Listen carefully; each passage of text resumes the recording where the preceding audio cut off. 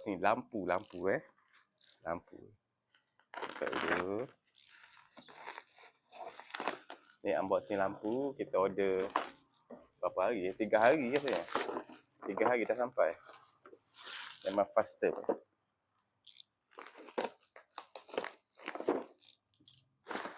Ni nak pasang dekat kedai lampu ni. Oh, dia bagi 2.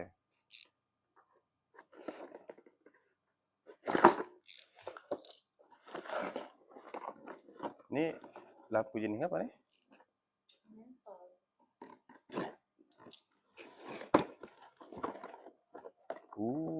Nice guys. Ni. Oh, dia pakai elektrik ke? Oh, pakai solar. Oh, pakai solar guys, pakai solar. Ni on, dia ada on Dia ada on, dia ada off, lepas tu mode dia. Okey.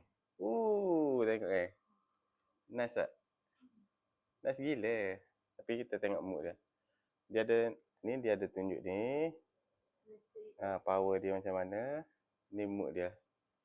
Okey, ni mode nombor 2 Mode nombor 2. Okey, tengok. Dia ada klik-klik ni. Dia ada klik-klik. Lagi? Dia laju lagi kan. Betul. Nice tak?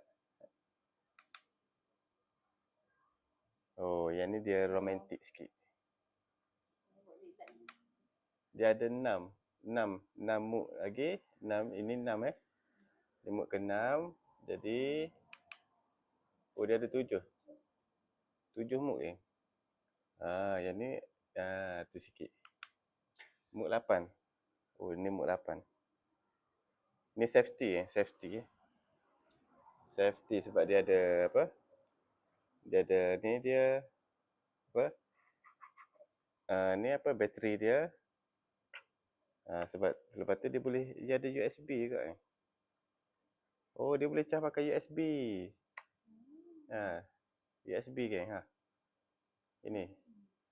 Jadi kalau korang nak beli lampu ni, korang tekan dekat beg kuning. Macam tu. Korang tekan dekat beg kuning Nice tak? Dia ada free remote sayang. Oh, dia ada satu lagi remote. Dia ada remote juga ada remote juga. Jadi andai katalah kita malah nak tekan satu-satu totek korang boleh tekan ni. Ni mode 8. Mungkin tak ada bateri kot. Kena buka kot lah. Bateri dia tu ada penat. Mungkin lah. Nanti kita buka nanti Tapi yang penting beg kuning korang. Korang tekan dekat beg kuning. Sini ke?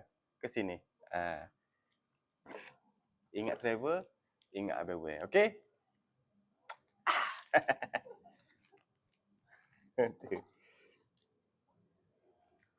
Okay, dah.